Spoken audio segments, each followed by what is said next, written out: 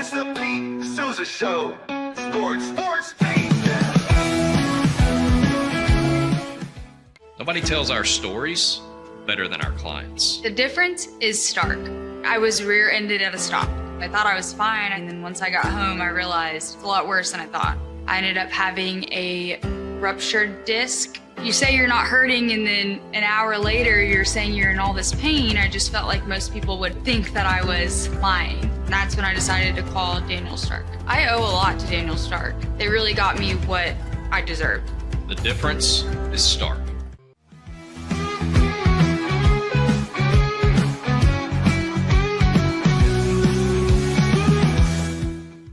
We definitely love our relationship and love Extraco. It's been an amazing experience. They made the PPP process easier. They were reaching out to me saying, what can I do to help you? That made a huge difference because my stress level, when we shut down, to afterwards was night and day. Our experience with Extraco has been phenomenal since the very beginning. We love Extraco.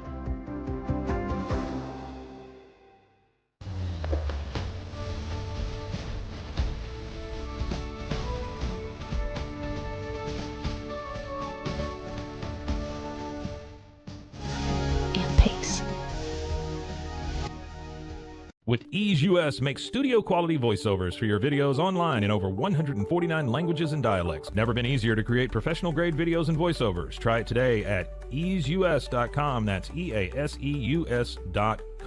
Ease US. Hi, I'm Mitch, the co-founder of Cake, a sexual health and wellness company designed for today and designed for you. Yes, you. The entire product line can be found at hellocake.com, and it's also available in every Walmart near you.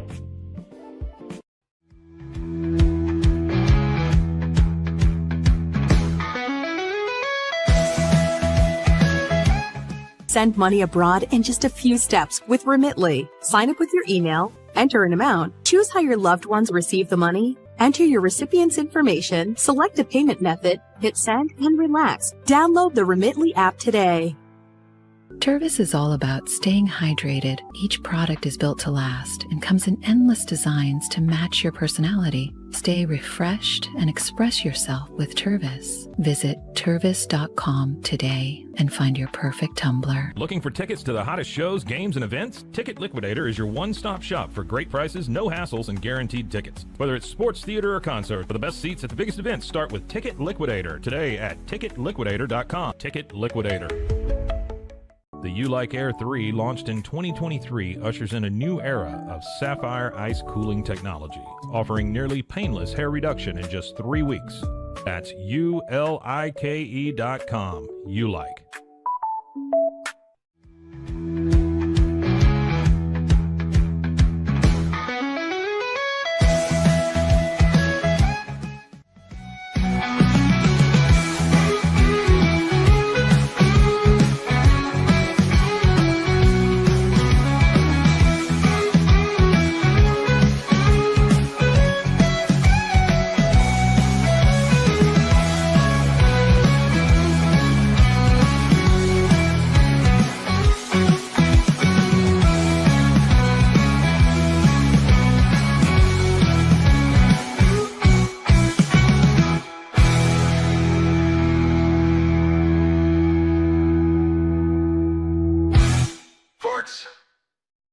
It is the Pete Sousa Show. We are live here down in Central Texas, 21st floor of the Alico building.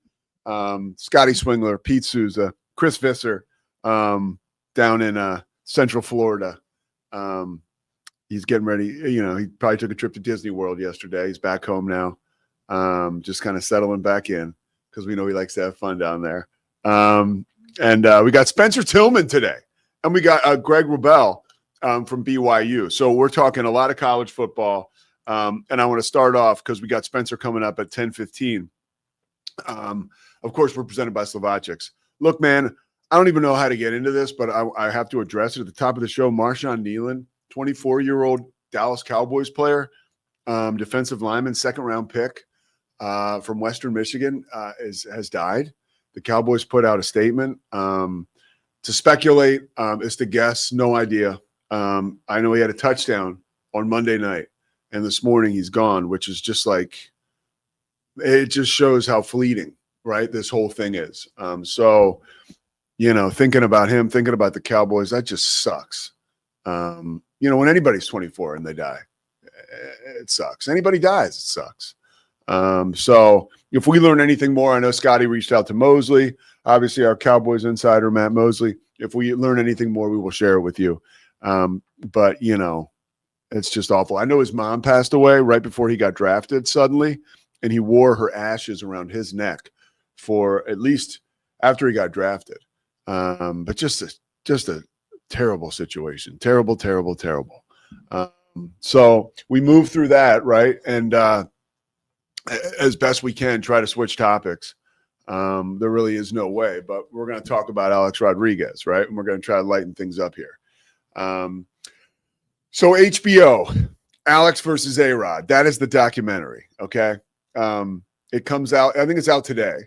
And I'm looking forward to checking it out. There's no way I won't watch it. It's got like your usual suspects, right? Like Jeter's in there. You got Mike Francesa talking about A-Rod, which is like, I'm all in on that, right? Katie Couric is there talking about A-Rod. Like, you got all these people who covered him and interviewed him. And look, I will say my first issue, and it may be my only issue with this movie, is the title, Alex versus A-Rod. Like, and I was thinking about that this morning. Like, it takes a lot to really lean into like, there's two people here we're dealing with. Like, it's one thing if like, you know, I can say, well, that's Alex versus A-Rod, but man, like when he's like, there's Alex and there's A-Rod, like, because you know that he had the final cut or whatever you want to call it on this documentary. And I just think that's a lot. Like, so basically I know how this is going already because I know A-Rod long enough, or I've followed him just like you guys have. He has been one of the featured cast members in our lifetime, if you've been following sports, where like you don't have to look for A-Rod news, like it's right there. Like he is a focal point of the sports universe, which has been fun. But when you have like, okay, I'm A-Rod, okay, I'm Alex, as Mike Hamilton steps in and gives us the finger. It's like really like Alex Rodriguez took steroids. That's it. Like, I don't want to hear that A-Rod's a killer, so A-Rod took steroids, and that Alex is the guy we deal with now. Because, look, you want to talk about navigating quite the turn. He's, like, very likable on television. I don't think he's a bad dude. I think he got wealthy really early in life, is now to the point where he's super famous. I mean, he went through a point where he was doing so much stuff to his face, he looked like Liberace for a little bit there. And it seems like that's kind of tailed off. And, you know, that was during like the J-Lo phase. And like, look, A-Rod is like as big a star as we've had in sports in my lifetime. Like as far as red carpet and a guy who just rocks it on the baseball field or in whatever his chosen sport is. He is a guy that's like, you just stop traffic for A-Rod. But I was thinking about like Dion in primetime. Like that's another one, like with the different names, like two names, Lawrence Taylor and LT. That's like a real one because like LT might kill you, you know, and other, you know, and LT leaned into that one, but it's like, it's okay. That's like Mike Tyson and Iron Mike, or Mike Tyson and the baddest man on the planet. Like A-Rod and Alex is more like Beyonce and Sasha Fierce. Like, it's not like so much to me that it's like scary or intimidating. It seems more like kind of comical. So that's what I thought about that, but I can't wait to see that. I really can't. And I know he's one of Scotty's like all-time favorite players. So Scotty's excited to watch it. He had a lunchbox. Scotty, you had an A-Rod lunchbox? Yeah. All right, you don't have to go on camera, but you did. No, I'm doing it. You can't ask me a question and tell me not to get on camera. How much? Everybody wants to see the face. How much like were you really invested in A-Rod? Yeah, brother. So my grandfather, who I miss every day. That's interesting. Okay. They lived in Plano. Okay. When I was a kid. Oh, yeah, and so one of the things we did about twice a summer, 3 times a summer, was my grandfather would take my dad and I, and then my little brother when he came along, to a Texas Rangers ball game. Like that was one of our things. So I grew up watching, like, the first lineup I vividly remember was Ivan Rodriguez, Pudge, who's for my money, the best catcher to ever do it. Juan Gonzalez, Rafael Palmeiro, right there in the heart of the lineup. And I still remember. Wow, we're talking steroid era. Yeah, brother. And I still remember. There's a reason I called out Ivan Rodriguez as the great in that group, and it was because of what he did behind the plate, right? Yeah, he was amazing. But the guy, I remember I was in first or second grade. We could look up the date if we really cared. But when the Rangers made the move to acquire A-Rod. Yeah. And I remember, this is, Pete, when I fell in love with sports media, when I fell in love with baseball, because as a first or second grader, I was reading in the newspaper, right, the articles of speculation about where A-Rod could slot into the lineup was it going to be between Pudge and Juan Gonzalez, or before or after Palmeiro, and what's it going to be like having him at shortstop? I read all of these pieces, dude. And so then for the 3 years he was with the Rangers, and remember, he won the MVP on like the worst team in baseball one of those years with the Rangers, I think in 2002, 3. And dude, I had the lunchbox of A-Rod in his Rangers uniform, I think fielding a ball. Did they ever have a good team when he was there? No, they were horrible. They were horrible. Whole time.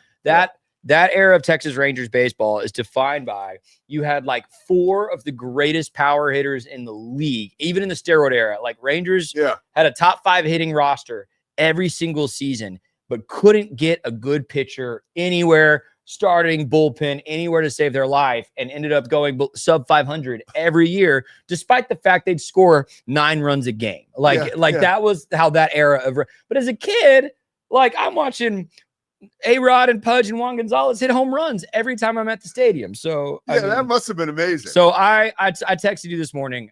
A-Rod did something for me when he was playing for the Rangers that nobody else ever did. Yeah. I cried the day we traded him to the Yankees. I had very mixed feelings when he finally won that World Series with the Yankees, you know. So did I. And then all the stuff that's come out afterward about him but as a first and second grader, dude, when he came to my team, and at the time, you could argue he was Barry Bonds was doing his thing, but like, I would have argued at the time as a second grader, he was the best player in baseball. And I still argue you would have had a great argument. I still argue he's one of the best to ever do it. Yeah. You know, I was energized by Alex Rodriguez in Arlington. Yeah, Alex Rodriguez was amazing. Just a legend, man. Yeah, that was good. Sorry, there's my romantic speech for the day. By the way, did you have a person with an alter ego? Yeah, I almost feel mean because it's either like people I know personally or so I'll just say like Bruce Wayne and Batman is the best. It's a fictional.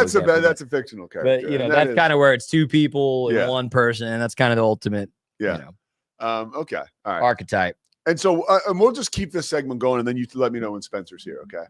And we'll bring him on. Would you like that, Scotty? You like that? Okay, I got a thumbs up. So we got Spencer Tillman coming up. We'll talk with Spencer about what he's doing, but it's pretty cool. It's pretty deep, and it's actually a great service that he is providing, and it's a great opportunity for young college athletes, and ultimately will be for their parents and their support group. But Spencer will tell us more about that. And of course, we're going to talk to him about college football and the college football playoff rankings. He has a game, San Jose State and Air Force this week for Fox. So we'll talk to Spencer in a little bit, but moving forward, there's another thing. I mean, we mentioned that horrible news about Marshawn Nealon, and, you know, we can talk about Quinnen Williams being acquired by the Cowboys. And there was something about that frustrated me, and I just kind of want to get this off my chest. Like, I saw a lot of people were coming down on the Cowboys and Jerry Jones, and Bill Simmons was one of them specifically. Who Bill Simmons is like another A-Rod, but like way more important in my life. Like, Bill Simmons is, I mean, he's a complete legend. He's so accessible now, and he's so kind of. People love to mess with him, right, and take shots at him. But like what Bill Simmons has done is like he transformed the game. Now that I got that out of the way, because I don't want to be talking crap about Bill Simmons, but I'm about to. Like when he reacts to the Cowboys trade, right, for Quinnen Williams, and he freaks out about how it's effing bonkers, and then he's got this. I don't know who the guy was, and I'm sure he's very accomplished and he's very good at his job. Truly, because you're not going to be a part of the Ringer family if you suck. This guy Or maybe he was just a guest. I don't know. But he was like yesing Bill Simmons. So the two of them were living in this like echo chamber. He's like, the Cowboys trade sucked. Why are they giving up these draft picks? And then you have, okay, you have the response like, oh, well, you know, the Cowboys are, or the guy who was in his echo chamber with him was also taking a big crap on Jerry Jones and the Cowboys. Here's my quick thought on that before we get to Spencer Tillman, because we're not going to make him wait. It's a second round pick this year and a first round pick next year. Right now, the Cowboys obviously have a desire to move forward, right? Where they will continue to improve, especially next year. So that first round pick would hopefully be a later round pick, right? If you talk to people around football who know more than I do, a lot of times teams, like, you only have first round grades on like half the guys that get taken in the first round. And now with NIL, there's not as many like hardcore, like boom, first rounders. Guys are staying around longer. It's a little more of I'll just say that I think it's impossible to look at this trade now and to come down with a definitive answer and opinion to say that it's effing bonkers and it's the worst trade ever. You got to take time before you can start weighing in on these trades and talking about how terrible they are. People act like they know. They don't know. There's a big gray area out there. Speaking of a gray area, Spencer Tillman's going to help us with that this morning as we bring him in right now. The Hall of Famer, the champion at so many different levels. Spencer, thanks so much for taking time today. Great for having me. Thank you, man. I'm so pleased to be here. You look excited. I'm excited. So let's do this thing. Hey, I got to hear about what you're doing this class. And I, before you got online with us here, I talked about it.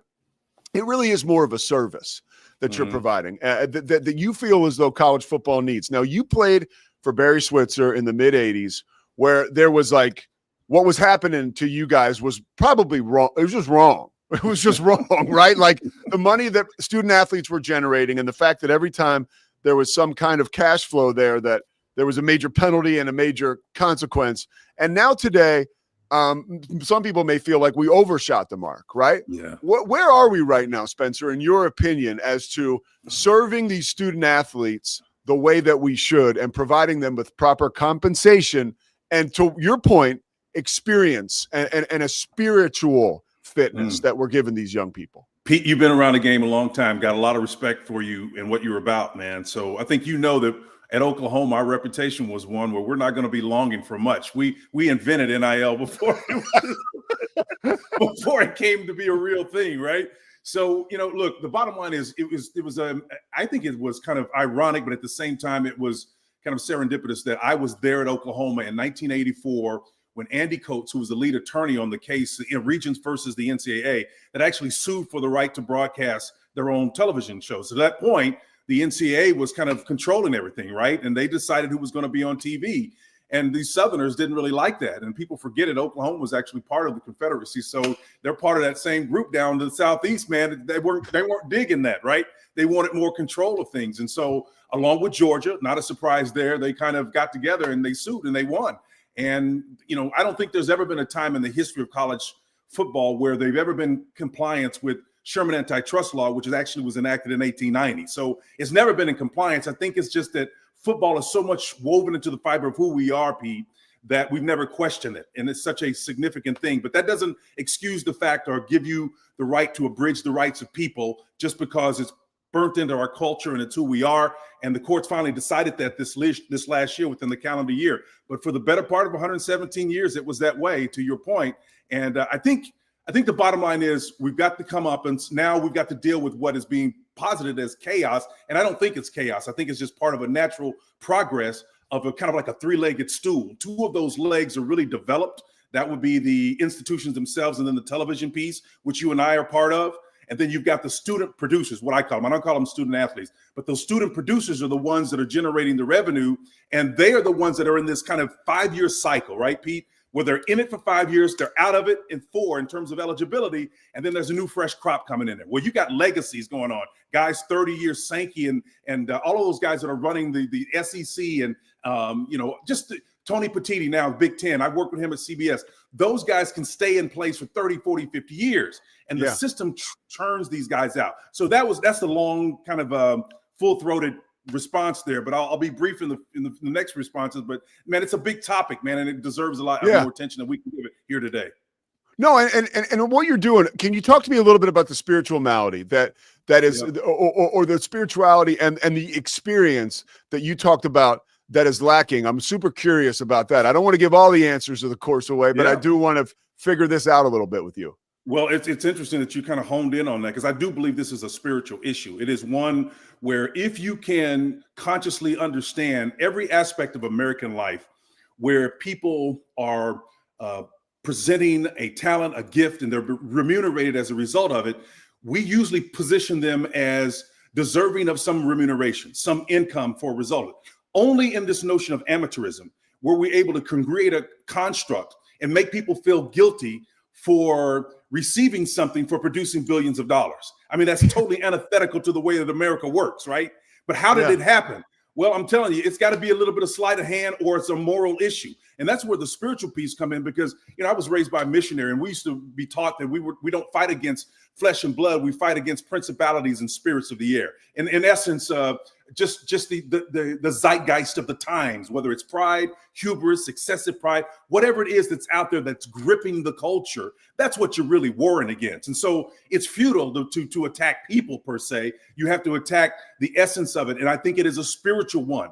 And I listen to a lot of political commentary guys, and we kind of sprinkle a little bit of that stuff in there too, because I don't think, Pete, you can really attack it from one discipline. It crosses over so many disciplines that constitutes life in America and in the world, indeed, by extension, that we live in, that you have to have a multidisciplinary approach to solve this problem. And so that's what the course is trying to do. So ultimately, like what was your, in a perfect world, what do you see it accomplishing with athletes as far as they move into after that 5 years, right? Because Brett Yormark, the Big 12 is still there, but these athletes are matriculating now into real life. How does this help them? Well, how this helps them, it's not just about football. That's how it helps them. I mean, the structural things that we talk about, Pete, can be applied to any discipline in life. Let's say, for example, the way I look at it, it's kind of like a doctor. I just came back from my annual appointment. Of course, my things are good, right? So I go in there, and when the doctor starts asking me questions, if there are any issues, I'm going to give him some symptoms, right? And then he or she is going to sit there and listen to me. And what they're doing, Pete, is they're analyzing what I'm saying, not through some kind of randomness of, emotional feelings. It's 14, 15, 20 years or more of education of their understanding of the body's systems and how they are responsible for producing outcomes. In other words, if I have numbness, it's probably neurological. If there's some kind of blood pressure issue, it's probably circulatory or dealing with my heart. There are 11 systems that govern the body, and those doctors know what each one of those systems do in terms of their symptoms and how they present.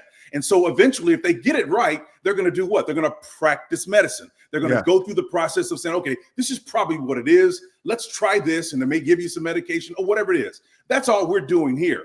I think I know the answer to the problem. It's a hard issue, back to that spiritual piece, but we have to do it. And the issue is one of convergence or lack thereof. And what I mean by that briefly is convergence is where you understand what the person who has the power needs and wants. And if you can create a narrative that shows you how you both benefit, you're going to get more than reluctant compliance. You're going to get willful participation. And at that point, like a good coach would do, you're going to find a way to create an autonomous athlete that has a conscience and has a soul that's not going to bail on you after you've given them the coin, right? And that's how you do it. But heretofore, it has been command and control. And that's the reason why guys like a Bill Belichick is struggling right now. That's why Nick Saban got out the time that he did. I don't care what anybody says. If you were part of that ilk of coaches that had command and control as your model, you're not going to fare well in this current climate. I can guarantee you that. Because now those kids have mobility, they have power, they have influence and authority. They may not be mature enough to really wield it properly, but I blame the coaches for that because they have acknowledged this. Heck, Pete, I remember there was a time when coaches had the salaries capped at $16,500 a year. I mean, that's how old I am. I've been around. I'm so old, I owe Jesus a quarter. That's what my dad used to say. So if you've been around long enough to owe him money, you've been around a long time. I remember that, Pete. Yeah. And so when they got their coin, it's almost like they got amnesia and forgot how it all works, right? Well, there's another cohort out there that's in the same situation that they're in, and it's the coach's responsibility to find a way to engage, because ultimately, if they kind of reverse engineer it, kind of like that doctor metaphor we just talked about, agency and gratitude are what you're looking for in the end game in an athlete. And unless and until you have a sense of agency about, hey, Pete, I know your story, man. And that's one of the reasons why I've not met you personally, but I love you because I know you have the DNA of what the archetype of success is. I would not bet against Pete. I would not bet against you against anybody simply because you have the DNA of the archetype. I don't care what it is. Hollywood makes billions of dollars on the comeback story, right? And they follow a similar narrative. And that hero's journey is what you have planted that seed. And again, back to my mother, God bless her soul, she used to tell us that when God plants a seed, he creates nature. And when that seed comes up, and once it's planted, it really has no choice in the equation after that. If the sun hits it, it kisses it and it nurtures it and it's dirt, it's over it. The seed has to come up. That's what it was designed to do. And he takes the truth of that process, that spiritual process in nature, and applies it to his word. It says, so shall my word be. As the seed, the word, what I say about Pete, what I say about Spencer, will not return void until it achieves the purpose unto which it was sent. So if the word was sent to achieve toughness, resiliency, all of that, if I practice that, I nurture that, and I do what I'm supposed to do, it's only a matter of time. It's only a matter of time. And so what you look for are threats to that.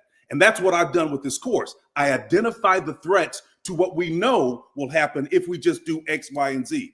And a lot of people don't like it, but the bottom line is we can mitigate that with interest convergence. I know what they want. It's about coin and control. That's what they seek.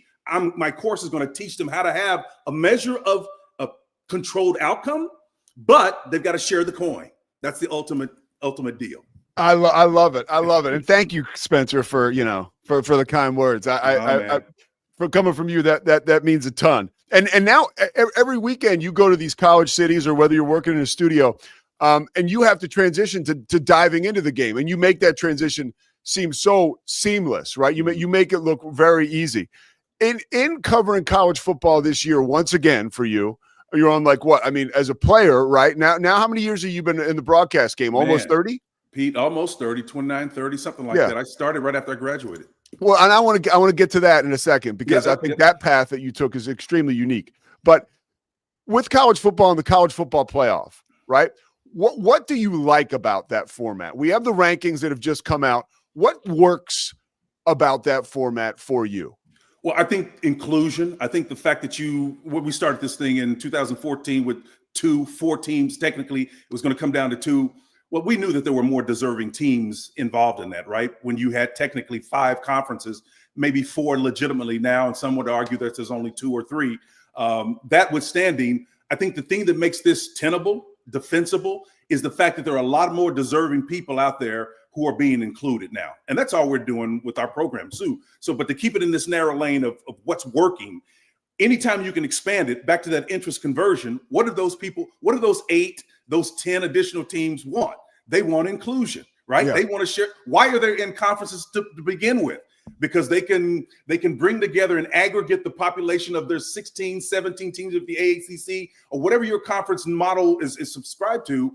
They're going to take the collective eyeballs that constitute that cohort of teams and the regional area, then go to a network and say, hey, we're going to deliver you these teams. We're going to package this thing, and you're going to bring your TV trucks, and you're going to make pretty pictures, and we're going to tell stories, right, and make a lot of money. Well, that each one of those has some value, right? And each conference is being paid commensurate with what that value is. So the more teams that is part of that works to me, and I'm all for that. And listen, I'm not for just the athletes themselves getting piles of money dumped on them. I believe there needs to be some support of the non-revenue generating sports. I'm not one of these blind guys that say, look, it's all or nothing. It's not a zero-sum proposition to me, because last time I checked, the prefrontal cortex in a young man's mind doesn't really mature until they're about 26, right? Yeah. So the dumb things that they would do with that kind of money in their hands right now, we see it already happening. Tennessee lost a really good quarterback who probably should have stayed put where he was before the season got going, because some people advised him to do otherwise. And that was a bad move. And so we know, compounded, there are a lot of bad moves being made. But that's neither here nor there. That still doesn't absolve anybody from having the right to prevent them from having that opportunity. They just need to buttress that with some education for how to deal with those resources. And we've got solutions for that. Well, when you talked about, some people call it chaos. You kind of say it's sort of like growing pains, right? Like we're watching this change before us, and it's uncomfortable for a lot of people. It's uncomfortable for me just because I don't like my conference is changing, but we have to adapt, right? We have to. What is the future, Spencer? Like 15 years from now, where are we at with this? Well, Pete, here's what I would recommend we do first, and I'll get to the antidote here in a minute. I would recommend that everybody go out and buy a little book. It's a really thin book. It's called Who Moved My Cheese? It's by a guy named Spencer Johnson, MD. And it's really here's a high level overview of it. It's about 4 players. It's about this guy named Him and Ha, and Sniff and Scurry are 2 mice that are in this narrative. And really high level, Pete, what happens is there's this station or this maze that they're familiar with, and they go to this maze and they eat cheese, right? One day, just out of nowhere, the cheese is gone. And then so, as you would imagine, and as the name suggests, Him and Ha just sit there looking around, trying to figure out where their cheese went to, right? And they don't move. They get gripped by fear. They don't move. They just sit there and wait for the cheese to show up. Well, Sniff and Scurry do as their name suggests and start sniffing around. And when they go on that journey searching for something, guess what? They're going to find something else, right? And they do it. And it's really about how to manage change. And so that book, that narrative, I think is really applicable here in this situation. And so I think the back half of your question was, so what needs to happen as we move forward? Well, people need to sniff and scurry. They need to look around and move from that cheese station that was there to figure out other ways. And I'm speaking specifically to coaches right now. I'm saying, coaches, you need to wake up, because instead of screaming chaos, instead of screaming lack of loyalty, that's not the issue. Command and control is replaced by emotional intelligence. You have to be able to create that sense of agency, and then what will follow necessarily is gratitude. When I went to the University of Oklahoma, forget about the renegade impression and image that Barry Switzer had. Let me tell you something. Barry Switzer, to me, I'd jump off a ledge for him. People ask me, what do I think about him? I compared him to the Apostle Paul. I said he was all things to all men, that he may win some to Oklahoma football. And everybody laughs at that, right? I said, I love him because the guy is nakedly truth about who he is, loyal. He showed up at my mother's funeral, showed up at my dad's funeral, calls me in the middle of the night sometimes, just said, just want you to know I love you. And it makes me emotional, Pete, when I think about that, because he's got the DNA of what would win. He would win in any era because he understands the hearts of men and people in general. And irrespective of what people have said about the vagabond and all that stuff that may be part of his lore and his history, no one is more loyal and committed and understands the human condition than Barry Switzer. That's why he was so successful for the period of time he was there. And Barry would succeed today. He kind of reminds me, it's, and I don't even want to say a poor man's Barry Switzer, because this is a knock on him, but I see what Joey Maguire is doing right now. Yeah. Like the same type of personality, charisma, connecting with guys on a deeper level. I think what he's done already at Texas Tech, getting those guys, that wealth of talent, to play together and be cohesive, right? This is a huge accomplishment for a coach like Joey Maguire. And I have to believe that starts with connection. Absolutely. If you just nailed something, Pete. I used to baby Switzer's kids, Doug, Kathy, and Greg. And if you watch him interact with his kids, Joey Maguire interact with high school athletes here in Texas in a similar way. You wouldn't know that they weren't his kids when the way he talked to them. So when he came on board at Tech in 2022, his reputation was earned here in Texas as a great high school coach. And everybody knows him. Every parent knows him. Everybody knows that you don't fool around with this guy. If you're in a room and there's 12 guys going to be recruited, you might as well pack up and leave right now, because Joey's leaving with the prize. He's going to get that guy. That guy, we used to say this about the late John Blake, that he could convince a shark that the desert is the best place for him to be. That's how good he was, right? So it's a dry place. We know sharks don't belong in dry places, but that's how good a recruiter he was and is. So I'm not shocked at all that Texas Tech is enjoying the success that they're having in a conference that, whether you think it's mediocrity or whether you think it's truly competitive, I don't care how you frame it. It's some good football being played at that conference. Hey, back to you real quick before we let you go. Yep. So you got into TV. I mean, you talk about that frontal lobe or whatever it is, right? Yeah. Like not being fully formed until you're 26. Well, you were kind of ahead of the curve. You knew what you wanted to do after football when you had a pro career ahead of you before you started that pro career. Like, when did you understand, okay, I want to take broadcast is going to be next for me after football, even though I have a future in pro football? Yeah. Well, I went to Oklahoma as a petroleum land management major, and I will tell you what changed my mind. Barry Switzer came to me, Pete, one day and said, Spencer, he said, I want to introduce you to this guy named Lee Allen Smith. He was the general manager of the NBC affiliate in Oklahoma City. And he introduced me to him, and I just got hooked. Started doing some radio first, worked for a guy named Al Ashbeck. And this was another one of those little anomalies here. He's a wonderful Jewish fellow who came to Oklahoma with a Jewish accent, and they absolutely ate it up. They loved him, right? And he taught me everything I needed to know about radio. And then I leveraged that into the broadcast side on the TV side. Did a tour with the NBC affiliate around all of the in sales. I was in all aspects of it to learn that kind of full scope of it. But Barry Switzer was the one that got me interested in television. Otherwise, I'd be in PLM right now or an attorney, something like that. But Barry was the guy that got me involved in it.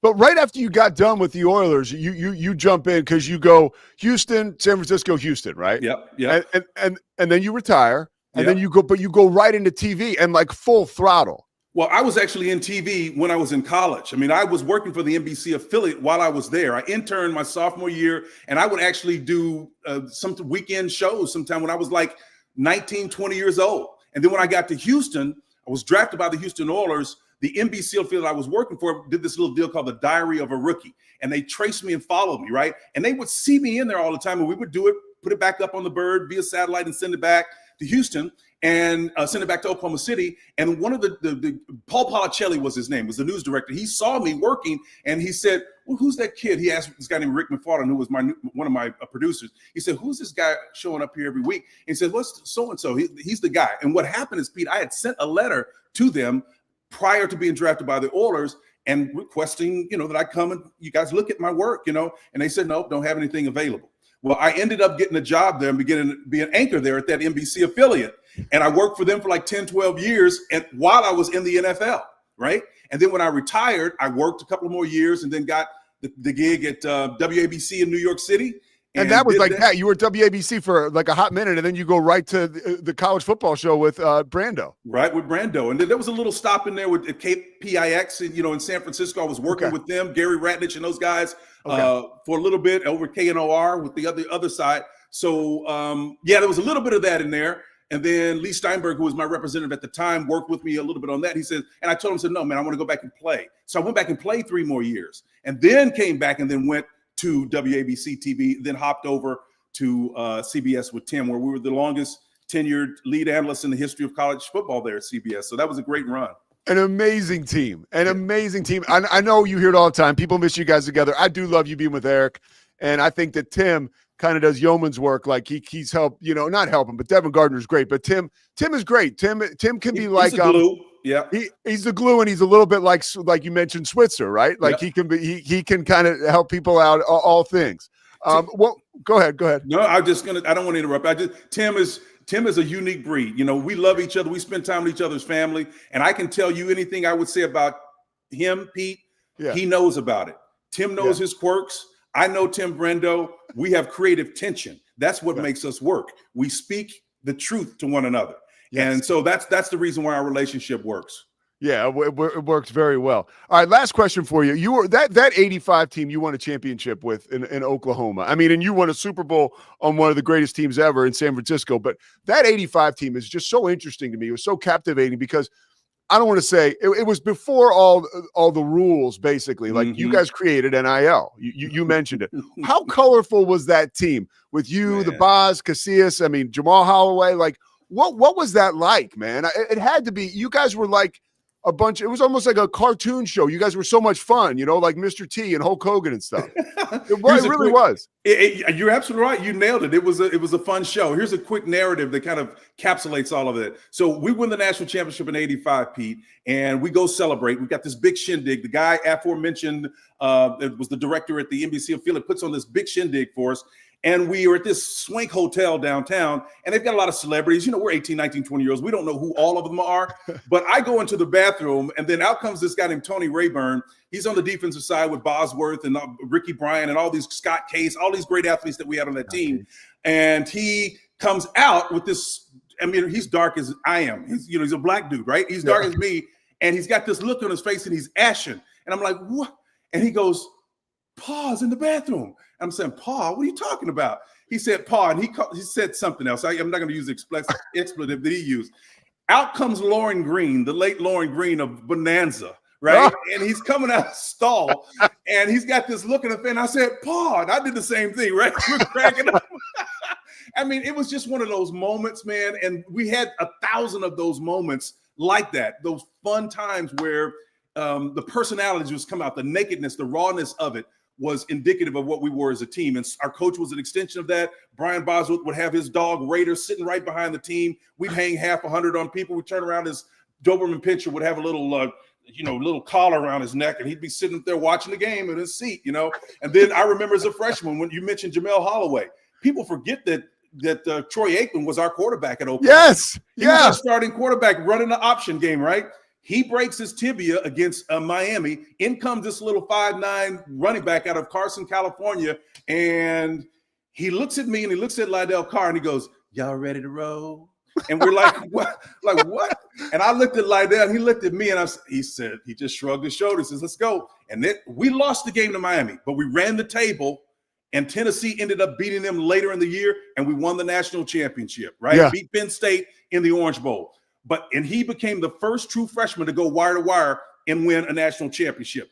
That's how unique that team was, and it was replete with great examples of athletes who were willing to step up, were not afraid or intimidated by the moment. And I think he set the template.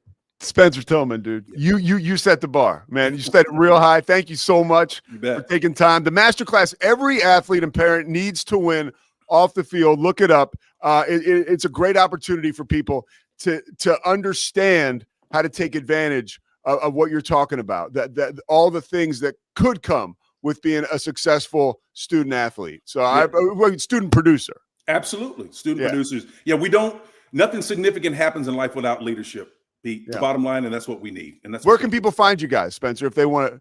ProceedCFBapp.ai. And you can access and then sign up on the course there. And there's a wait list. And then it's going to be January 1 is when the course starts. So, it's a big deal, man. All right, we'll put this link in the show notes. We'll post this segment. Thank you so much, Spencer. Thank you, brother. Love you. Mean it, man. Take care. You got it. Take care. Spencer Tillman, absolute legend on and off the field. And his journey, I mean, man, if we could all be so thoughtful, right, early in our lives. And then to take that, and obviously, he mentioned his parents, and he grew up in Tulsa, and just a great young man, right? And was able to take that all throughout his life, and now he's leaving this legacy, and he's still here. Really amazing dude. So appreciate him taking the time. We will step aside. We're going to talk with Greg Wrubell from BYU. Get you set for Texas Tech BYU. We are presented by Slovacics. We'll step aside, like I said. I'll say step aside again. We'll be right back. Thanks, Scotty.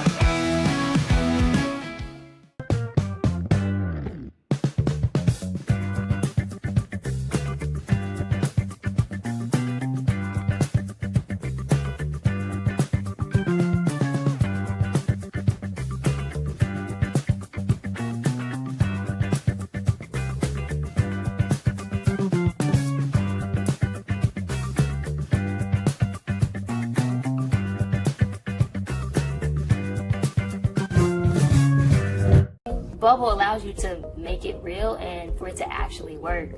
So I feel like Bubble bridges that gap and being able to give people the opportunity to make their ideas come to life really quickly too. I love that I can sit down and build something the way that I think it should be built and have the control over it. Bubble turns ideas into fully scalable apps. Try Bubble today.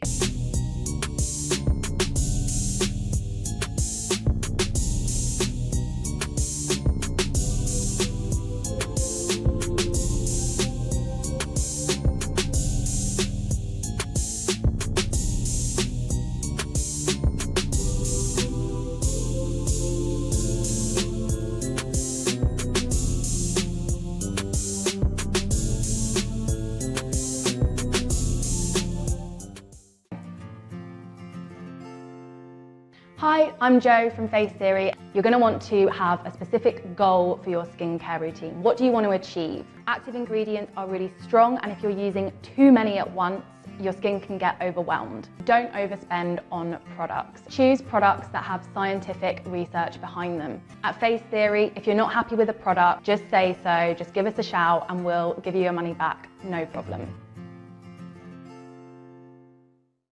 I know you're gonna love this Kodak Dot Plus printer. You guys just connect it to your smartphone and then you're gonna use the Kodak Photo Print app. It's going to print you a 4x6 photo. I am just in awe. I love how these turned out. Also, the printer comes with a free cartridge of 10 photo sheets. I can assure you, you are going to love this printer as much as my family has. You guys have to check it out for yourself. Streamline event and appointment booking with Amelia's sleek, modern, and fully customizable booking forms. Tailor the colors, fonts, and design to match your brand and seamlessly integrate with your WordPress website. Whether it's for events or appointments, Amelia makes booking simple, stylish, and perfectly aligned with your business. Enhance your booking experience today at WPAmelia.com. That's WPAMELIA.com. Amelia. When you learn a language with Babbel, you start a journey that takes you further and further. Anytime and anywhere you wish. It's easy and fun. Broadens your horizons and keeps your brain fit. A journey into new thoughts, new cultures, new adventures. So what are you waiting for? Start your journey with Babbel now. Go to babbel.com or download the app. BadCreditLoans.com is a pioneering service provider that has carved a reputation in the financial industry for its dedication to helping individuals with bad credit secure loans. By making timely repayments, borrowers can gradually repair their credit history, thereby increasing their chances of securing better loan terms in the future. BadCreditLoans.com serves as a beacon of hope for those with bad credit. Simple, fast, and reliable loan application process. And its commitment to responsible borrowing makes it a trusted partner in the journey towards financial. Serving Central Texas since 1889, TFNB Your Bank for Life takes pride in being more than a bank.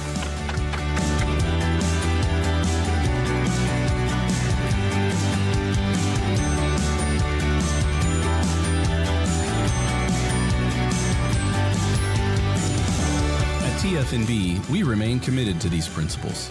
If you value them too, come join us. TFNB, Your Bank for Life. Football is back, and Underdog is the best place to make picks and win money all season long. Playing on Underdog is easy. Just pick whether your favorite players will go higher or lower on stats like touchdowns, receiving yards, interceptions, and more. Get your picks right and you can win up to 5,000 times your cash. You can play with as little as $1. Download the app today and sign up with promo code Sousa to score $50 in bonus funds when you play your first $5. That's promo code Sousa. That's SOUSA. Millions of fans have already won billions making picks on Underdog. Will you be next? Underdog. Make picks. Win money.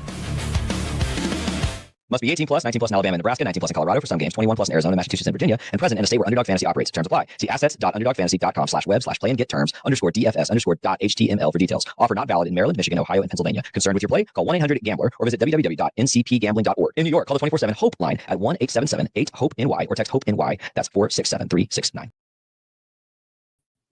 I always forget I have to add you to the screen. So Yeah. Let's go. Let's go. Hey,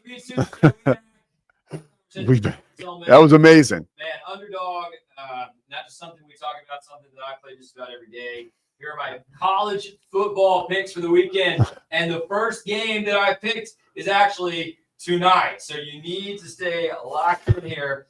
And if you want to make these picks with me, maybe win yourself some money, here you go. Tonight, Owen McCown. UTSA came alive last week against Tulane. Jeff Traylor might be auditioning for one of these big Power 4 jobs opening up. I've got Owen McCown, legacy quarterback there, if you know that last name, with higher than 1.5 passing touchdowns tonight in a huge game at USF. Yes. Huge game in that Group of 5 level. Fernando Mendoza, you see the shirt. I use football. Scotty, your mic again is off. Oh, my God. Is there something I can do? No. That's the legendary Chris Visser, taking time out of his busy morning, Chris Visser. right?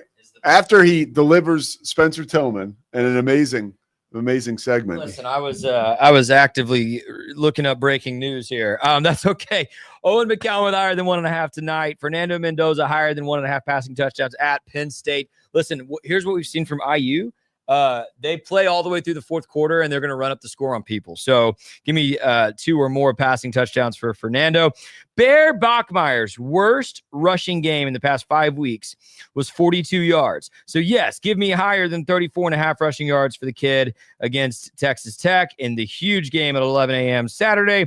And then Josh Hoover's worst passing game in the last 5 weeks was for 231 yards. So, against Iowa State in a game TCU needs to score to win, give me Josh Hoover with higher than 229.5 passing yards. I did the flex picks. If I get 3 of these, I win money.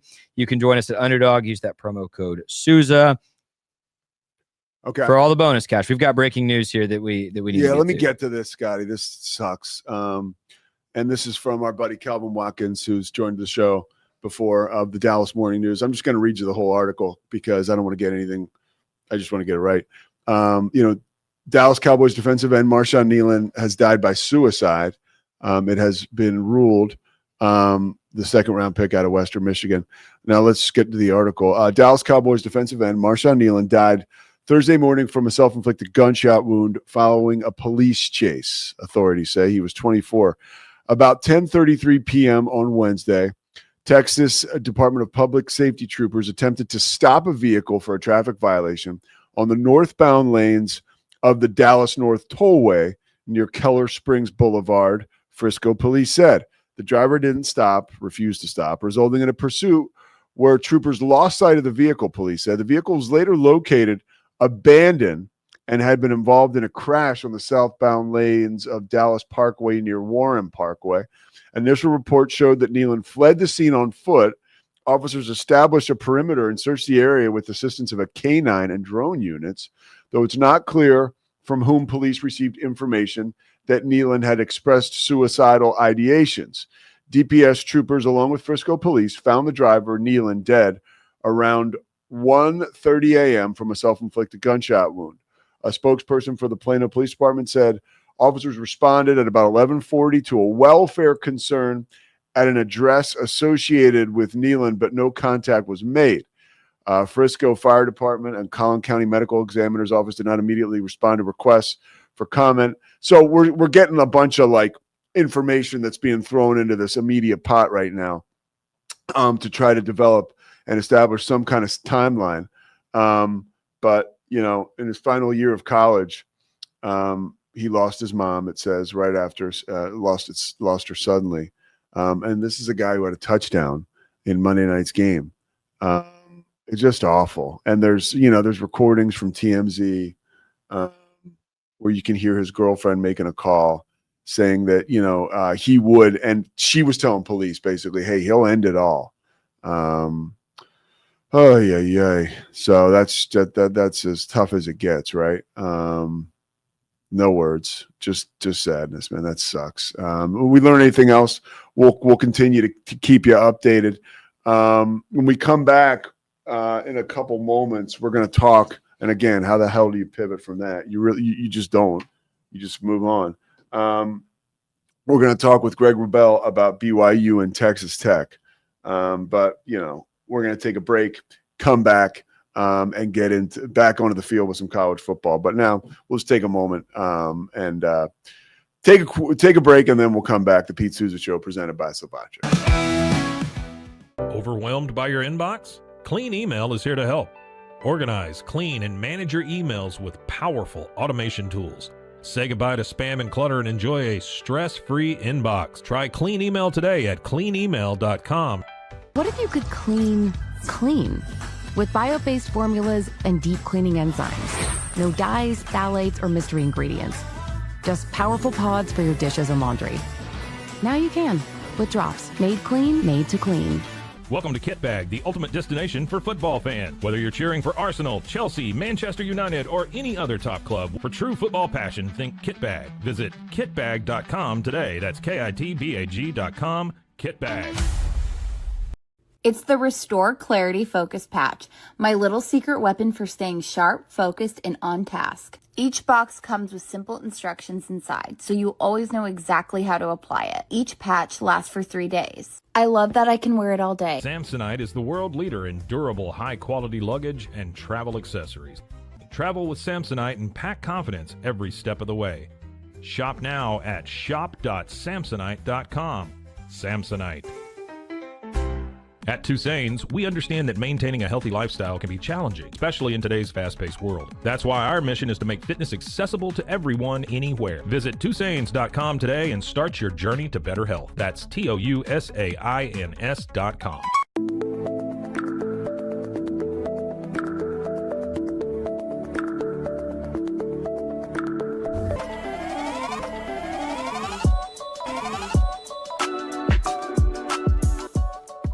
A house is a property, but we live in homes. Home sweet home. Homes where the heart is. We aim to deliver the best home buying and selling experience so you can spend less time real estating and more time living. Unlock a world of convenience with Mullybox, your one-stop solution for personalized subscription boxes delivered right to your door. Each box is tailored to your tastes. Mullybox.com. That's MULLYBOX.com. Better sleep, inspired by nature. Your back, hips, and shoulders will fall into perfect alignment in any position, meaning that you get deeper, more comfortable rest. Visit ecoterrabeds.com. It's the Pete Sousa Show. Sports. Welcome to Market XLS, your all-in-one Excel solution for investors. Designed as an enterprise-grade platform, Market XLS caters to investment managers, secure and efficient investment management and research. Book your free demo. Everybody at Ecolife really has a passion and a real interest in helping people feel well. How much further can we go to get you feeling even better? It is a complete partnership between the two of us.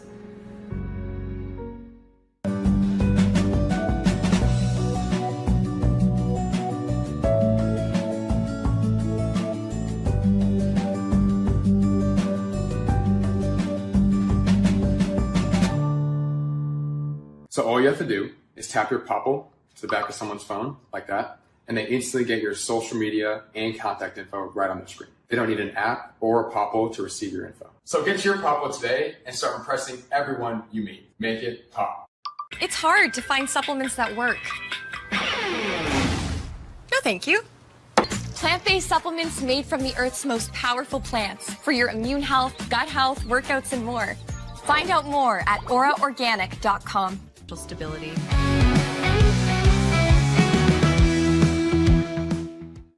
All right, we got Greg Wrubell from BYU, by the way, the voice of the BYU Cougars. He's been doing this for a little bit, maybe a little more than a quarter century, in fact, a BYU grad. Nobody better to take us into the Cougars' efforts as they get set to face Texas Tech in one of the biggest college football games the Big 12 has seen in a very long time. Greg, man, thanks so much for joining us. It's a pleasure, Pete. How are you? Dude, I'm doing good, man. And I'm pumped to talk to you because you not only have a front row seat, but you also have a lot of access behind the scenes. And the question I have for you and this team as they've grown over the course of the year, you know, what has become the strong suit for Kalani Sitake's team in 2025 that's allowed them to get better and clear just about every hurdle that has been presented? Well, I will say that when you start with defensive coordinator Jay Hill in his third year in the system, bringing back a lot of guys from a defense that was really good last year, it's not a bad place to start. And so I want to hammer that home that defense is really the backbone of this year's team, and I think was last year too. It feels a little weird, Pete, though, to say that the strong suit is the true freshman starting quarterback. You don't normally go to that. To have that be a galvanizing force on your team. And it really helps that Bear Bachmeier had, Chase Roberts coming back and a good offensive line coming back and LJ Martin, who's a potential 1,000-yard back coming back and Parker Kingston coming along. So those things are also really important in helping Bear be what he's become. But he's been the guy. I think he's a story this year nationally. And we're starting to see more of it as we get into November. Now, if they go to 9-0, we're going to see the Bear Bachmeier hype machine, I think, go into overdrive here. It's already kind of rolling along pretty well, but this would be something special if Bear and BYU can pull off a win Saturday in Lubbock. He's a really unique, charismatic, composed, cerebral, solid guy for as young as he is. Doing what he's doing, I think, is one of the stories of college football this year. You've been around him, the travel, the practices, the interviews. How has he made this look so easy? Because Lord knows it is not. No, and especially at BYU, a great quarterback tradition, right? And they had an experienced guy coming back in Jake Retzloff. Yeah. Jake was supposed to be the senior starter for BYU this year. And let's not forget, Bear didn't come here to be the starting quarterback. He came here to back up Jake. Jake was still in the program when Bear committed to BYU. This wasn't like a last-minute rescue. It turned out to be very fortuitous, but Bear came to be part of the quarterback room that included Jake Retzloff. When Jake left, Bear suddenly was in a fight for that starting job, and a job that he won. He's I use the word unique. He is that. He was a Stanford commit for a year and a half. Like, he was committed to Stanford. His brother was already there. They had a good one, and he ended up at BYU after all of that. And BYU is very grateful that he did. The word Kalani Sitake uses, and I used it a minute ago, is composure. He belies his true freshman status. He just really does. He's exactly the kind of guy you want at that position. Physically, he's fit for the job. He's a big boy for being a young player. And the attention he gets with the number 47 is self-apparent. It's a linebacker number, and he kind of plays that way when he crosses the line of scrimmage. How about this, Pete? BYU's had great quarterbacks for a lot of years and great running quarterbacks for a lot of years. Steve Young and Taysom Hill, to name just two of them. Well, with his next rushing touchdown, he will tie Steve Young and Taysom Hill and Zach Wilson for most rushing quarterbacks, most rushing touchdowns by a quarterback in BYU history, and he's doing it potentially as a freshman. He's got 9 already. His next one gives him 10. Yeah, and we're not even – this is the early stages of November. I mean, that is a super impressive number. What has Aaron Roderick done on offense? One, to make Bear Bachmeier comfortable initially, right? And two, to open the playbook ever so slowly and give him access to doing more, which in turn puts the defense on its heels more often. Yeah, well, the first thing he did was give him training wheels, and the next thing he did was take them off. He started the year with a really strong run game. And what Aaron Roderick wanted to do this year, regardless of who the quarterback was going to be, was he wanted to start this year more like they ended last year on the ground. They were a pretty good run game by the end of last year, but it took them a while to get going.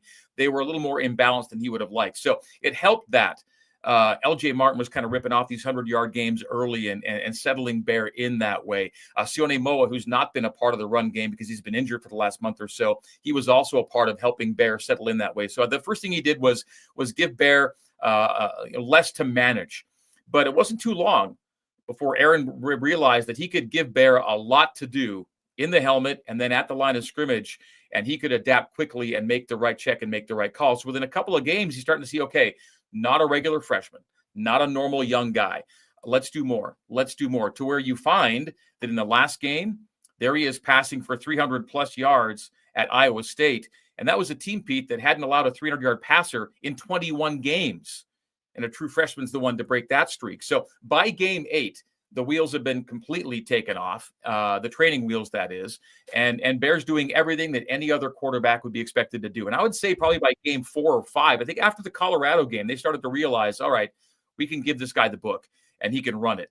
And so I think you've seen, we still call him true freshman quarterback Bear Bachmeier, but he's just quarterback Bear Bachmeier now. That true freshman thing is kind of fading away because he doesn't look or play or think or act that way. How have you seen this team grow over the bye week? Anything? Because that win you mentioned, I was shocked, right? 0-5 all-time in Ames. And not only do you guys go in there, but you come back and win. To me, that says so much about just the guts and the heart of this team. What have they done over the bye week? Anything different than years past? Or, how have they operated as far as gearing up for this huge game? Yeah, well, on the note you just mentioned, Rocco Becht has kind of made his name as a fourth quarter quarterback, right? And a comeback quarterback. And BYU kind of flipped the script on Rocco and the Cyclones that game. They finished the game, Pete, on a 31-3 run. Wow. On Ames home field. That's not easily done against a Matt Campbell team. That said, what happened in that game was they took a couple of pretty significant knocks. And so I think the most important thing that the bye week did for BYU was give it a rest and recuperation at the exact right time. LJ Martin left that game pretty early. He scored a rushing touchdown and didn't have all but a handful of carries before he was gone for the day. And I think what's happened is over that week that BYU had off is they had the same kind of gap that allowed Jack Kelly to get better after getting hurt before the Arizona game. He missed the Arizona game, came back and was ready for Utah and was an important part of that win. Although there was no game in between the injury, I think LJ not having to play last week was big for BYU. And a healthy LJ Martin, goes without saying, benefits them greatly in this final 4-game stretch run. I think the other question the other note I have off your question, what do they do differently? We're going to find out, because last year BYU was in the same spot they're in right now. All right. They were 8-0 going into the first college football playoff rankings. They had 4 games to go. All right. In that first ranking, they were ranked 9th, and then they beat Utah to go to 9-0. Now they're ranked 6th, and they knew that if they get 2 wins in their last 3 games, they're going to the Big 12 title game. Well, they just got 1 win in those last 3 games and missed out because of a tiebreaker this year.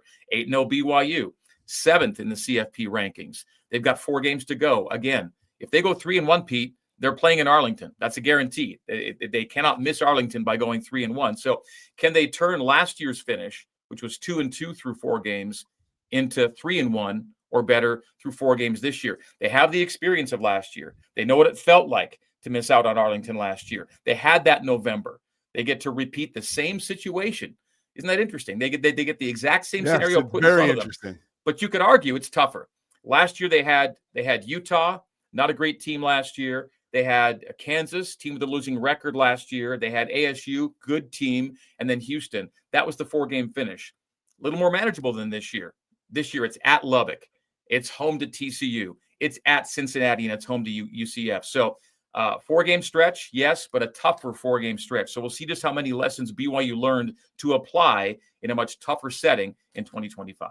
Greg Wrubell, this is great stuff. A couple more for you before I let you get on your busy day. When you look at matchups, we started this off and we were talking about the BYU defense. What did they have to do to sort of slow down that Texas Tech tempo, that once they find a rhythm, right, and if they can keep Bear Morton upright, this is a very dangerous offense. So what's the Jay Hill strategy against a team like this? Well, I mean, I hate to be so traditional and kind of cliche on this, but they are looking at this to be a run the ball, stop the run game. And the reason I think it makes more it's more emphatic this week is because we are talking about the number 1 rush defense in the country. So what does running the ball look like against the number 1 rush defense in the country? Could 100 yards be enough? Possibly, just enough to keep BYU balanced, I think is what BYU is looking for. I think K-State ran for $126 in the last game, and that was the season high allowed by Texas Tech. Yeah. I think if BYU puts itself over the 100 mark, they're going to get themselves, I think 100, 300, and they've got a really good shot to win. 100 rush and 300 pass. I think possession time will be important. I think this factor matters as much as any. Field position. Texas Tech comes into the game with the second best average starting field position in the country on offense. But BYU's no slouch. The Cougars are top 25 in both average starting field position offensively and defensively. I think BYU's challenge is keep Texas Tech to some longer fields. That's where I think they can challenge Texas Tech. If you give them their average starting field position, 35, 36-yard line, I think BYU expects it to be a tougher day. And I'll also go to what the importance of the first quarter means this Saturday. It's Texas Tech's best quarter, and it's BYU's worst quarter defensively. Now, that's all relative. BYU's allowed only 40-plus points in the first quarter, but it is the quarter in which you get to BYU most. And so if it's a first quarter for Texas Tech, BYU's been behind the 8 ball a couple of times, including at Iowa State. They've come back from early deficits, but you don't want to roll that dice too often. And there's this, though. BYU has won 35 consecutive games when the Cougs score first. So just get out on top means a lot for Kalani's team. So if they can flip that first quarter script a bit, maybe play with a first quarter lead, maybe that bodes well for BYU. Who's been the unsung hero of this team this year? If you could point your finger at 1 or 2 guys. I like Logan Lutui and Bodie Schoonover as kind of under talked about defensive linemen for BYU, because I think the D line's been a big part of BYU's success. I'm gonna do more than just one. I'm sorry. I'm gonna go with the corners. Evan Johnson and Therian Alexander. Yes. Those guys have been tough to challenge. I mean, maybe historically you might think, BYU susceptible on the edges. Evan Johnson is one of the best corners in the country when targeted relative to pass efficiency. He's been outstanding. And Tanner Wall is kind of the lockdown safety in that back end. He's as good a dude as there is a player on this team. And I tried to name everybody but the obvious guys on defense, which are Glasgow and Kelly, because they get all the pub, but they wouldn't be anywhere without those two guys for sure.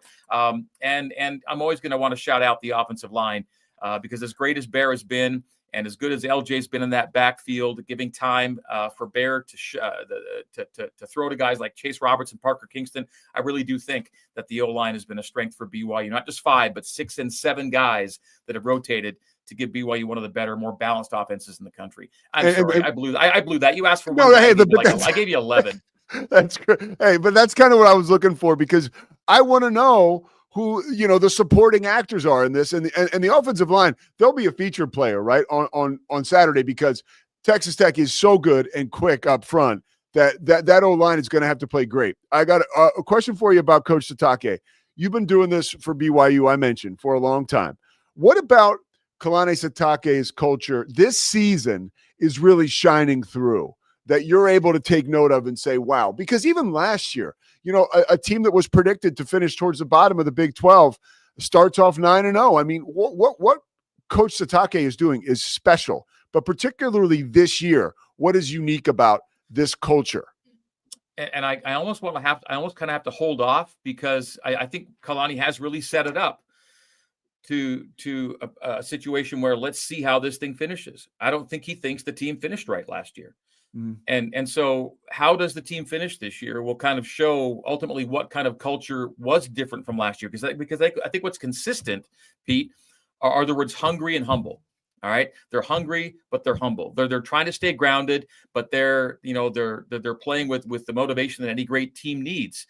I think we need to wait a little bit still to see what was really, really different. But the signs are there that it could be a different finish than last year. If you can get 3-1 in these last 4 games, you're a really, really good football team. Going to Lubbock speaks for itself. TCU is always a challenge. Cincinnati is a 1-loss team in the Big 12, and then you hope to take care of business against UCF, and maybe that's kind of a coronation day. But let's really see, because Kalani is really focusing on we didn't finish right. Let's change that this time around. And it's a tough task. It's a tall hill to climb. These are tough teams, as I just talked about. But I think consistency in theme are those 2 words, hungry and humble. And then you got to go to the man himself, Pete. I mean, they're kind of a reflection of who Kalani is, right? And I love talking about the fact that Kalani is a different guy in that other coaches go out of their way to talk him up as a person. Yeah. And as someone that they want to spend time with, someone that they idealize, someone they would like their players to play for. Like you get a lot of these consistent themes. Sometimes when a coach is asked about a certain guy, he'll give him a few plaudits, and they're well earned and sincere and genuine, certainly. But I find that coaches kind of go out of their way a little bit to go, now this guy Kalani, what a great dude, what a good guy, and you get that sense too, and yet it's all super genuine. And when he first got the job almost 10 years ago, he made a crack about wanting to be the Polynesian Wrubell, Wrubell Edwards. And of course, Wrubell was his coach, right? And how cool is it that, Wrubell's last game as BYU head coach was Kalani's last game as a BYU player. That was his guy.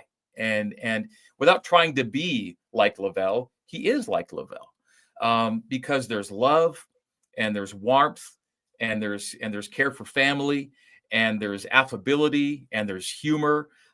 There's a soft competitive edge that I think comes out more with Kalani than Wrubell. Kalani's a dancer and a hugger and a celebrator, and Wrubell was less like that. But there's a lot of common ties between these 2 great men, and I think BYU's so blessed to have had Wrubell kind of set the table for a generation of players who've become coaches, guys like Kalani Sitake, who now get to come back. And Kalani always says, Pete, I was a BYU fan before I was a BYU player, before I was a BYU coach. And how great to have that guy as the head of your program. Yeah, I mean, there's so much gratitude that is just you can gushing from BYU fans, and it's you understand why. And it is interesting. The one thing you say about Satake is like, I feel like every coach considers him like their best friend. He's that kind of guy that like everybody feels like he's their best friend, you know? And it's like, and that's just who he is. It's not intentional on his part. He's that cool a dude and connects with people like that. Yeah, you go to the Big 12 media days, for example, right? Yeah. And when coaches pass coaches, it's a handshake, it's a clap on the back, it's a how you doing. Kalani, it's a hug and it's a stick around, let's talk. Yeah. You know, it's one of those kind of things. And again, it's not contrived, it's just who the guy is. And when he tells you he loves you, when he sees you every time he sees you, you believe it, you know it, you feel it. And me personally, you know, I have this very small role in this whole big machine here. But I feel it every time. I feel super fortunate that I get to go to work and have that guy be a part of my routine. Whether it's pregame conversations, postgame conversations, coaches shows during the week, or just being around him on a practice field or wherever it is, you feel the love and you're glad to be around him. Yeah, Coach McGuire, to what you're saying, we talked to Joey McGuire yesterday for that show Inside the 12, and the first thing when you mention this game and you ask him about how he's getting ready, he's first of all, Kalani's my dude. You know, he just goes into this whole like, and I'm like, okay, which is, you know, that's understood that's kind of how it is. All right, last question. How the heck are you doing? You got a basketball team that everybody's talking about, a football team that everybody's talking about. You can't be two places at once, but at the same time, you kind of have to be. Like, how is it going for you? Yeah, we try to make everything fit. I was in Vegas Monday night, of course, for the season opener for BYU and Villanova at T-Mobile Arena. I will have to miss Saturday. Basketball plays Holy Cross at home on Saturday night, and I'll still be wrapping up in Lubbock, so I won't be able to get back for that game. But it is the season where you're crisscrossing quite a bit. It's the most wonderful time of year. Basketball's going, football's going. I got to shout out the BYU women's soccer team.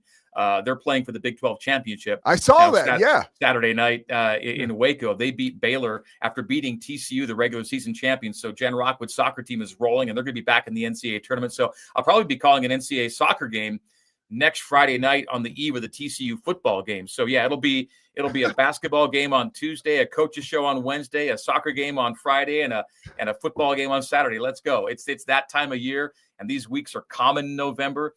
And I wouldn't have it any other way. I'm super fortunate. And yeah, this is my 25th season. 25th of football play-by-play, 30th of basketball play-by-play. Wow. I was on the football crew for 9 years as Paul James's sideline guy. So it's my 34th year on the radio crew, but I had 9 on sidelines with the great Paul James. Some out there might know the name Paul James. And I know it. Yeah. Yeah. So Paul did it for 35 years, and I got to spend the last 9 years of his football career as his sideline reporter. So I kind of learned the art from him. And I was fortunate. I won't say I filled his shoes. I was given a different pair of shoes to put on and lace up, which I did because he could fill them in only one way. He was a legend, and I'm just blessed to have had the same job as him for as long as I have. It's super cool. I'm a play-by-play nerd like you, and I was watching the 1987 NCAA tournament basketball championship game last night. Don't ask me why, but Frank Fallon, who was the voice of the Baylor Bears, I always am reminded that he's the voice of the Final Four, or was for so many years. He would introduce the starting lineups. And so I heard Frank Fallon introducing the starting lineups. It's like, oh, he was the guy that preceded John Morris. It's just so cool. I love all this stuff. Last one. Yeah. How's AJ DeBonsa been doing as a guy? I had a chance to chat with him real quick at Big 12 Media Days. And he just seems like very evolved and comfortable in his own skin, very honest. You know, he sees all the news and everything about him out there, but he seems to be comporting himself pretty smoothly so far. You know, what's it been like just in this finite time to be around him and kind of feel that star quality, but also see that he's grounded? Yeah, I probably have to relate it to Bear Bachmeier a little bit. And now Bear didn't come in with the hype that AJ did, but it's that same level of kind of flatline, like I got this kind of thing. That's what you get from AJ. And AJ's been dealing with it a lot longer, right? So I think he's more practiced at it, but it is also kind of an outgrowth of who he is. Handles it really well. I think he focuses on the right things. There's a lot going on in his life, and he's got a lot of things around the game that he's got to deal with. But I think having a coach like Kevin Young, and coaches on his staff who've been part of the professional environment for quite a while, you know, in the NBA is where you always have other stuff going on besides the game. And I think Kevin, having been around that, and guys on the staff having been around that, dealing with players who have the other stuff, they're able to translate that to AJ in a way that's, I think, really helpful to him. And so, yeah, I mean, he's the right guy to handle it. And I think he's got the right coaches, including Kevin Young, to help him handle it. Yeah, and that's why a lot of folks and young players are racing to BYU, because Kevin Young's got something special going. All right, Greg Wrubell, that's enough of me for you today. Thank you so much. I've kept you long over, but I really appreciate the time, man. You do a tremendous job, and it's cool to finally really chat with you. Thank you very much. No, it's always fun to see you when we cross paths on the road. I'm sure we'll be at a venue or two together this year, and I look forward to seeing you then. And whenever you want me to pop on with you, it'll be an absolute pleasure. Thank you, Pete. Dude, thanks so much, Greg. Take care. Safe travels. You bet. Okay. Here he goes, Greg Wrubell, one of the best in the business. And he's a guy, I can tell young broadcasters this, like whenever I'm getting ready to call a BYU game, like I will listen to all the BYU stuff. And Greg mentioned doing the coaches shows. And, he did, I have not called a BYU game since Kevin Young has been there, but I called about 4 when Mark Pope was there. So I used to hear the Mark Pope coaches show, which was very, very good. And then I got a couple BYU games this year. So I'll be tuning into my man, Greg Wrubell, getting me ready for those games. He does a tremendous job. Scotty, you got anything before we depart? No, you're good? Scotty's good. Tomorrow on the show, we'll be talking with Joey McGuire. And then we're also going to talk a little more BYU, Jake Hatch. So we're getting you set up for the biggest Big 12 game. Man, you could say in a long time. Scotty, is this the biggest Big 12 game in a decade? No. No. My mic's not on, so you can repeat this. Do you know the last time the 2 top 10 teams met in a Big 12 game? When? The 2021 Big 12 championship game. Oh, what a game, man. You can share that. The last time 2 top 10 teams in the Big 12 met, the 2021 Big 12 championship game, Baylor and Oklahoma State. Was that good? All right, the Pete Sousa Show. We'll see you tomorrow. Thanks so much to Chris Visser. Thanks so much to Scotty Swingler, Spencer Tillman, Greg Wrubell, and thanks to you guys. Make sure you like, subscribe, tell a friend to tell a friend to tell another friend. Check out the catalog. I think Scotty's doing a stand-up set, but he's actually going to practice it. Right, Scotty? Trying a new skill. He's trying a new skill, which I by the way, that is a really, really hard job to do stand-up comedy. I did, Scotty, I'll talk to you. I did before I got sober, I thought I was the next Artie Lang. So thank God I got sober. Let's just put it that way. All right. The Pete Sousa Show is presented by Savachik. We'll see you tomorrow. It's the Pete Sousa Show. Sports. We definitely love our relationship and love Extraco. It's been an amazing experience. They made the PPP process easier. They were reaching out to me saying, what can I do to help you? That made a huge difference because my stress level, when we shut down, to afterwards was night and day. Our experience with Extraco has been phenomenal since the very beginning. So we love Extraco. Show. Sports. Nobody tells our stories better than our clients. The difference is stark. I was rear-ended at 70 miles an hour. I was injured, had a concussion. The insurance company, they delayed. They were playing games from the initial conversation. They weren't going to help me. The biggest thing I learned through this is that you can't go through this alone. I called Daniel Stark. They were going to help me and everything was going to be all right. Daniel Stark got me 10 times the insurance company offered. The difference is stark. Show. Sports. Our professionals are not only experts in managing urgent concerns, but also in providing top-notch preventative health care. We're proud to connect pet owners to a vast network of licensed veterinary professionals, ready to address any immediate concerns. Book your first appointment today. Nalgene Outdoor has been your trusted companion, fueling adventures and helping protect the planet. We're committed to reducing waste, improving access to clean water, and providing simple, safe, and sustainable products for you and your family. NALGENE.com.